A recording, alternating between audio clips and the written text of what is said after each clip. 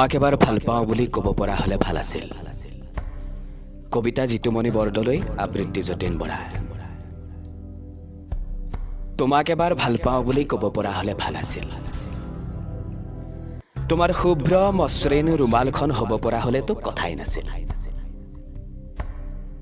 ঘামবোৰ বিলীন হোৱাৰ দৰে দুখবোৰ লীন হ'লহেঁতেন মোৰেই বুকুত। তুমি সৰল সত্যক বিশ্বাস কৰা কিয়? তুমি গীত হৈ আনৰ বুকুত বাজা কিয়?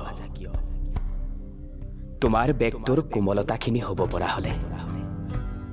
পৰা হ'লে তোমাৰ আলফুল ছাতিটোকে ছাঁটোৰ দৰে নিবিড় সহজ হ'লহেঁতেন যাযাবৰী যাত্ৰা মোৰ তোমাৰ পদূলিলে।